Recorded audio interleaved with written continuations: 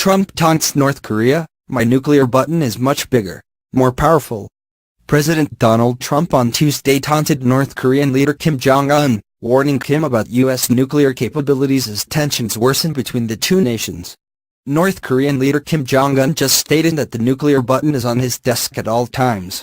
Will someone from his depleted and food-starved regime please inform him that I too have a nuclear button, but it is a much bigger and more powerful one than his, and my button works. Trump tweeted. The evening message followed more than a dozen others Trump had sent throughout the day on issues ranging from the New York Times coverage of his administration to conflict in the Middle East. Kim's address came amid growing tension. Kim said Monday in his annual New Year's Day address that the entire mainland of the U.S. is within the range of our nuclear weapons and the nuclear button is always on the desk of my office. They should accurately be aware that this is not a threat but a reality.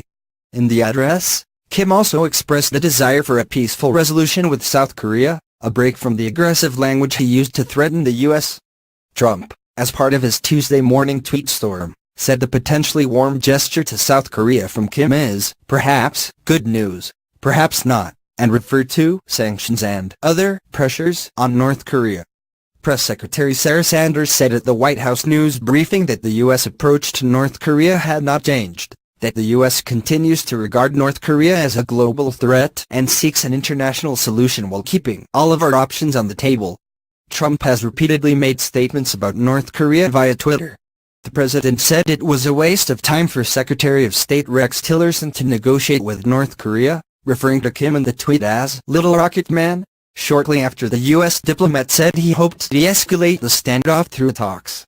After a North Korean statement insulted Trump by calling him a dotard, the U.S. president tweeted that he would never call the North Korean leader short and fat, while also saying that maybe someday he would be Kim's friend. South Korea initially receptive to possible dialogue. Recent years have seen North Korea display increasing strength in its nuclear weapons and ballistic missile development, while Kim makes provocative statements threatening to attack his enemies. In November, North Korea claimed it had the capability to attack any part of the U.S. mainland.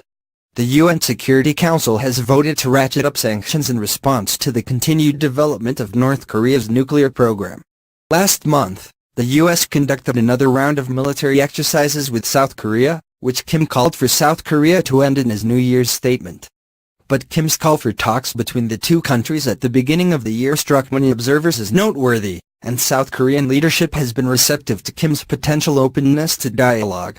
The spokesman for South Korean President Moon Jae-in said South Korea also hoped for a resolution between the two countries. Moon said he would look to restore communication between the South and the isolated North, and that he welcomed North Korea participating in the Winter Olympic Games, which South Korea is hosting next month.